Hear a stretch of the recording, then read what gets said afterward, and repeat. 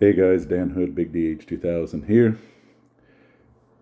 Some years back, when Bill Hayes was doing a lot of his, shall we say, studies, when he was looking at a lot of slingshots, looking at a lot of different designs, he had a design, I believe it was called the Stinger.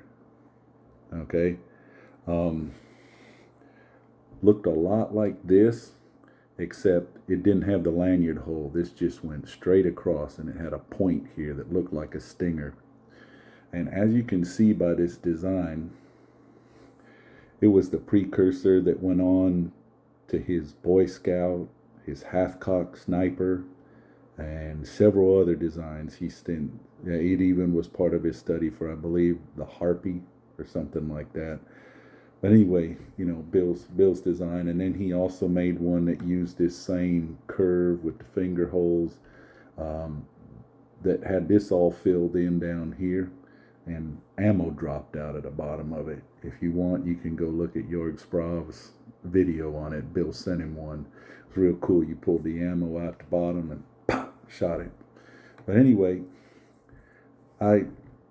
for several years back when I first got into slingshots, there were several people who wanted something small for a kid, so I took Bill's Stinger design and I think I made it at about 75% of the size. As things progressed, I realized wrap and tuck didn't work so well on something so small, so I started putting snare holes through it and used Toddy's snare design for putting tubes on this thing. And then this one, I just started sending the Chicago screws on it. For those who don't know, it's just Chicago binding screws is what they're called. And then you put 2 neoprene washers on. I'm out of neoprene washers at the moment, so I got to go get some when I get a chance. But what went on to find out is that actually, if you use a slightly bigger sanding drum on these, you can it's quite comfortable for an adult too. And you guys know I got a big paw. I wear a double XL glove. So, if my hand fits it, just about anybody should. The only thing I did is, if you notice, I added the lanyard hole, which kind of makes it look like a combination of I believe the Stinger, and Bill put one of these on the Boy Scout, which was kind of his design for younger folks. Still a little big for most kids, but it's a very sound design. And so I kind of combined the two, moved it around, but just decided to make this because it's been a while since I made one, and I've had a couple of people ask me for smaller slingshots. So,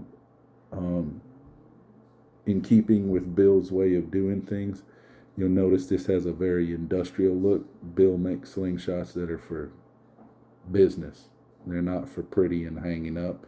He's done those, and he's done with that. Now everything he makes is all business. If you want a usable slingshot to take out with you, he's the man to see. So, but anyway, it's black phenolic with a G10 core.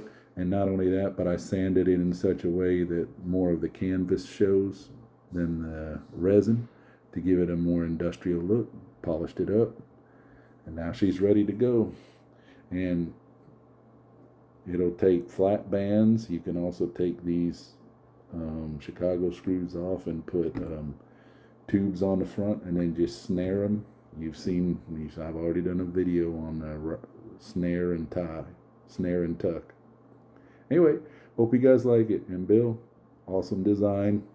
Nice thought process to study over the years and see how you've used it on other slingshots and how it works quite well for some people.